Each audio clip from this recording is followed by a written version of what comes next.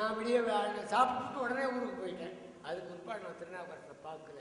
6 நாள்கள் தான். நான் கொஞ்சம் கல் நெஞ்சம் உள்ளவன். பெரியார் நீர் போகிற பொழுது நான் பக்கத்தில் தான் நிற்கிறேன். 1 அடி தூரம் நிற்கிறேன் வலது பக்கத்தில்.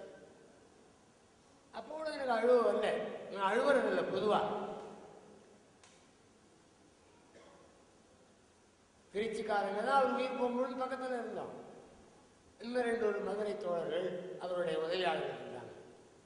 அப்போ கூட எனக்கு அழுவ வரல. அங்கே வந்த பெங்களூர் தோழியர் விசாலாட்சிங்கிறவங்க தலையில் அடிச்சுக்கிட்டு வந்து என்ன கட்டி பிடிச்சிக்கிட்டு அழுதாங்க. அப்புறம் தான் நான் கும்பிட்டு அழுதேன். அதுக்கு காரணம் சாவு என்பது இயல்பா வருது. ஆனால் இது இயல்புக்கு மாறான சாவு. அதை தவிர்க்கிறதுக்கு வாய்ப்பு இருக்கு, தவிர்க்கல. ஆகையினால நாம் ஒரு நல்லவரை, வல்லவரை, ஒரு மானிட பற்றாளரை தன் படிப்பு 58 வயசு தான், தன் வயசு, தன் குடும்ப சூழல், இவற்றையெல்லாம் மீறி அவர் இந்த மக்களுக்கு உழைத்திருக்கிறார். நிறைய வசதி உள்ளவங்க அப்படி உழைக்கிறாங்களாங்கிற கேள்வி நமக்கு வேண்டாம். அவருடைய படிப்பு, அவருடைய தகுதி, அவருடைய வசதி, அதற்கு பன்மடங்கு மீறி அவர் இந்த மக்களுக்கு உதவி இருக்கிறார். அவர் நம் எல்லோராலும் என்றும் போற்றப்பட வேண்டியவர், என்றும் நினைவு கூறப்பட வேண்டியவர். அதுதான் அவருக்கு நாம் காட்டுற மரியாதை. அவரிடத்தில் இருந்த நல்ல பண்புகள் எவை என்று இங்கே நம்மிடத்தில் எடுத்து சொன்னார்களோ அந்த பண்புகளை எல்லாம் நம்மாலே முடிந்த வரையில் பின்பற்றுவோம். நாமும் அவரை போல் 4 பேருக்கு உதவினவர்கள் என்ற நல்ல பெயரை எடுப்போம். அப்படிங்கிறது தான் திருநாவுக்கரசர் அவர்களை சரியாக நினைவு கூறுவதற்கு நல்ல அடையாளமாகும் என்று நான் பணிவோடு தெரிவித்துக் கொள்கிறேன். ஒரு செய்தி, நீங்கள் மனிதனை மனிதனாக மதிப்பதோடு கூட மனிதனின் செயல்பாடுகளுக்கு நீங்கள் ஆக்கமும் ஊக்கமும் கொடுப்பதோடு கூட மனிதனை பாராட்ட வேண்டும், மனமாற பாராட்ட வேண்டும். அவன் செய்த நன்மைகளை இந்த உலகத்துக்கு எடுத்து சொல்லி அவனை புகழ வேண்டும். கடவுளை போய் புகழறீங்க, அது வெறும் கல். நீங்க சோறு வச்சு படைக்கிறீங்க, அது திங்கிறதில்லை. தேங்காய் பழம் கொடுக்குறீங்க, திங்கிறதில்லை. கண்ணாலம் பண்ணி வைக்கிறீங்க, குழந்தை பெக்கிறதில்லை. அது வெறும் கல்லுன்னு எல்லாருக்கும் தெரியும், படைக்கிறவனுக்கும் தெரியும். ஆனால் அங்கே போய் போடுறான் ஆண்டவனை. தேவாரத்தை பாடி, திருவாசகத்தை பாடி, திருப்புகழை பாடி, அருள்பாவை பாடி போடுறான். அப்படிப்பட்ட ஆண்டவனை, இப்படிப்பட்ட ஆண்டவனை. அது சும்மா வெறும் மழை கல். எவன் எதாவது அடித்தாலும் அது பேசாமல் தான் இருக்கும். எவன் தூக்கிக்கிட்டு போனாலும் பேசாமல் தான் இருக்கும்.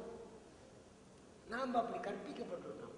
நாம் மட்டும் இல்லை, உலகத்தில் எல்லா இஸ்லாமியும் அப்படி நினைக்கிறான், கிறிஸ்தவன் அப்படி நினைக்கிறான், பௌத்தன் அப்படி நினைக்கிறான், ஜமன் அப்படி நினைக்கிறான். நாம் மட்டும் அப்படி நினைக்கிறேன். நாமும் முட்டாள்களாக இருக்கிறோம். அந்த விஷயத்தில் அவனும் முட்டாளாக இருக்கிறான். ஆனால் அவனுக்கும் இந்து மதத்தை சேர்ந்த நமக்கும் ஒரு பெரிய வித்தியாசம் இருக்குது. அதை மட்டும் நீங்கள் புரிஞ்சுக்கணும். மோட்சம் இருக்கா, நரகம் இருக்கா இல்லையாங்கிறதெல்லாம் விட்டுடுங்க. மோட்சம் இருக்கிறதாகவே வச்சுக்கோங்க, நம்புங்க. அப்படி நம்புறவங்க ஒரு செய்தியை நினைச்சு பார்க்கணும். என்ன, இங்கே கூடியிருக்கிறதுல பார்ப்பனர்கள் இருக்கலாம், யாரோ 2 பேர் 4 பேர் இருக்கலாம். பார்ப்பனர் அல்லாதவர்கள் எவ்வளவு ஒழுக்கம் உள்ளவங்களாக இருந்தாலும், எவ்வளவு பக்தி உள்ளவங்களாக இருந்தாலும், எவ்வளவு அன்றாடம் பூஜை பண்ணுறவங்களாக இருந்தாலும், இந்தியாவில் இந்து மதத்தில் பிறந்த பார்ப்பனர் அல்லாதவர்களுக்கு எந்த காரணத்தை முன்னிட்டும் எத்தனை கோயில் கட்டினாலும், எத்தனை குடமுழுக்கு நடந்தாலும், சூத்திரனாய் பிறந்தவன் நேரடியாக மோட்சத்துக்கு போக முடியாது. இன்றைக்கு அதுதான். அது உங்களுக்கு தெரியாது. ஏன்னா நாம் நிறைய படிக்கிறோம். எது படித்தாலும் அந்த படிப்பு என்கிற காட்டு மிராண்டி படிப்பில் அதெல்லாம் இல்லை. நாம் படிக்கிற படிப்பு ஒரு காட்டு மிராண்டி படிப்பு. வயத்துக்கு சோறு சம்பாதிக்கிறதுக்கு மட்டும் அந்த படிப்பு நமக்கு பயன்படும். அறிவை வளர்த்துக்கிறதுக்கு பயன்படாது, நம்மளை நாம் புரிஞ்சுக்கிறதுக்கு பயன்படாது. திரும்பவும் சொல்கிறேன், ஒரு இஸ்லாமியன் நம்புகிறான், கிறிஸ்தவன் நம்புகிறான். அவன் இப்படி எழுதி வைக்கல. பாப்பார கிறிஸ்தவன் இருக்கிறான், பர கிறிஸ்தவன் இருக்கிறான், படையாச்சி கிறிஸ்தவன் இருக்கிறான், வெள்ளாள கிறிஸ்தவன் இருக்கிறான். அவன் பாப்பார கிறிஸ்தவன் தான் மோட்சத்துக்கு போகலாம், பர கிறிஸ்தவன் போக முடியாதுன்னு எழுதி வைக்கலையா? மோட்சம் இருக்குன்னு நம்புறான். பிதா கிட்ட போகலாம், கிறிஸ்து பிதா கிட்ட போகலான்னு நம்புறான். அதை போல அல்லாஹ்வை நம்புற இஸ்லாமியன் நான் ஷியா போகலாம், சன்னி போகலாம் அப்படின்லாம் சொல்லலை. எல்லா இஸ்லாமியனும் அல்லாஹ்வை நம்புனா போகலான்னு தான் அவன் சொல்றான். அதில் தாரதமியம் கிடையாது, உயர்வு தாழ்வு கிடையாது. இந்த பாழாய் போன இந்து மதத்தில் தான் குறைஞ்சது 2000 ஆண்டா சூத்திரனாய் பிறந்தவன் என்ன ஒழுக்கமுள்ளவனா இருந்தாலும் மதபக்தர்களாக இருந்தாலும் சர்வ நிச்சயமா மோட்சத்துக்கு போக முடியாது. அப்ப என்ன பண்ணு, நான் மோட்சத்துக்கு போகலாம். இப்ப நான் மோட்சத்துக்கு போகணும், ஆணை விட்டு மோட்சத்துக்கு போகணும். நான் என்ன பண்ணு, நான் மோட்சத்துக்கு போகலாம். நான் ஒரு பாப்பாவுக்கு ஒரு சூத்திரச்சி வயசுல 7 தடவை பிறக்கணும். 7 தடவை 7 தடவை பிறந்தா டிஸ்டில் ஆகிறேன், நான் புடம் போட்டு எடுக்கப்படுறேன். ஏதா பிராமணனா அப்பதான் மாறுறேன். அது பாப்பானுக்கே பிறக்கணும். பாப்பான் இல்லாத ஆம்பளைக்கு பிறக்கக்கூடாது. பாப்பார ஆம்பளைக்கு பிறக்கணும், கீழ்ஜாதி பொம்பளைக்கு பிறக்கணும். அப்படி 7 தடவை பிறக்கணும். 7வது தடவை நான் பாப்பா நான் மாறிடுறேன்.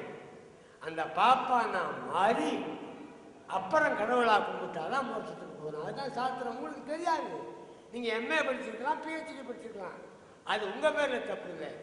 உங்களுக்கு படிப்பை சொல்லிக் கொடுத்த இந்த மடத்தனமான அரசாங்கம் இருக்க, அது பேர் தப்பு. இந்த மடத்தனமான அரசாங்கத்தை ஒழிக்கணும், இந்த படிப்பை ஒழிக்கணும். அதனால உங்களுக்கு தெரியாம இருக்குது. இப்ப நாங்கள் அதை நல்லா புரிஞ்சுக்கிட்டோம். மோட்சமும் இல்லை, நரகமும் இல்லை. நம்மால ஆனதை இந்த சமூகத்தை செய்யணும்னு நினைக்கணும். அப்போ நீங்க நல்லா நினைக்கணும். இப்ப திருநாவுக்கரசு அவர்கள் மோட்சத்துக்கு போவார். அது என்ன பேரின்ப உலகம்னு சொன்னாலும் சரி, அது நல்ல தமிழில் சொன்னாலும் சரி, மேலுலகம்னு சொன்னாலும் சரி, எதை சொன்னாலும் சரி, அப்படி ஒரு உலகம் இல்லை. அப்படி இருப்பதாக நம்புகிறவர்கள் தயவு செய்து நினைக்கணும், நாம் அதெல்லாம் கையை விட்டுணும். அது பார்ப்பான் வயத்து பிழைப்புக்கு பிரீஸ்ட் கிராஃப்ட்னு அதுக்கு பேர், புரோகித தொழில். இந்த புரோகித தொழிலை போல கொடுமையானது இந்த உலகத்தில் எதுவுமே கிடையாது. பெரியார் சுயமரியாதை இயக்கம் வச்சது அதை ஒழிக்கிறதுக்கு தான். அதை பற்றி அவர் முதல்ல 26 டிசம்பரில் எழுதினாரு. புரோகிதத்தை ஒழிக்கணும். ஏன்னா அது படித்தவன், படிக்காதவன், பேரம் பேச்சு எடுத்தவன், நாட்டான், உலகம் சுற்றியவன், அறிவாளி, பக்தன் எல்லோரையும் மடையனாக்குகிற ஒரு தொழில். அது நம்ம மண்டையில, வாழ்வுல, நாளத்துல, உணர்வுல ஏற்றப்பட்டு அதை நீங்க தெரிஞ்சுக்குங்க. இந்த திருநாவுக்கரசு அவர்களுக்கு ஒரு நினைவு ஏதாவது செய்யணும்னு தோழர் அரிமா பாண்டியன் நீங்க அறிவித்தார். அதை நீங்களே கூடி முடிவு பண்ணுங்க. சிலைகளை வச்சு விடாதீங்க. இப்போ நாங்கள் தான் பெரியாருக்கு நான் தான் முதல்ல சிலை வைக்கணும்னு சொன்ன மனுஷனே நான் தான். நான் உயிரோடு இருக்கிறேன். சிலை வைக்கணும்னா அனுமதி கொடுக்கணும்னு பெரியார்கிட்ட கேட்குறேன். அவர் அமைதியா, ஏப்பா நாம் சிலையை உடைக்கிறவங்க, நீ இப்போ சிலை வைக்க போற, ஏன் சிலையை ஒருத்தன் உடைப்பான்ல, உடைக்கிறதுக்காக சிலை வைக்கிறப்போ அப்படின்னாரு. எனக்கு அப்போ புத்தி பத்துல. நாங்கள் ரொம்ப பக்தன், பெரியார்கிட்ட பக்தி இருக்குன்னு காட்டிக்கணும்னா அவருக்கு சிலை வைக்கணும் பிடிவாதமாக இருந்தேன். நான் தான் முதல்ல சிலை வச்சேன். சிலையை திறக்கிறன்னைக்கு சொன்னாரு 16/9/17/67 சிலையை திறந்தார். காமராஜர் திறந்தார். காமராஜ் தான் திறக்கணும், அண்ணாதுரை முதலமைச்சர். ஆனால் அண்ணாதுரை திறக்கணும்னு அவர் ஆசைப்படல, காமராஜ் தான் திறக்கணும்னு சொல்லிட்டார்.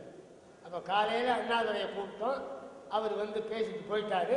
மாலையில் காமராஜ் வந்தார். அவர் தான் சிலை திறந்தார். அந்த சிலை திறப்புலையும் பேசினார்.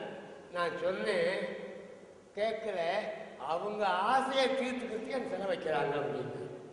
இது நெசம். நான் இதெல்லாம் நான் எழுதுறேன். எம்மா எழுதுவேன் பின்னாரு. அப்புறம் சிலைக்கு மாலை போடுறதையும் நான் விட்டுட்டேன். இப்போ எல்லாரும் போடுறாங்க. ஏன் விட்டுட்டேன்? பெரியார் சொன்னதை நான் நேராக பார்த்துட்டேன். 72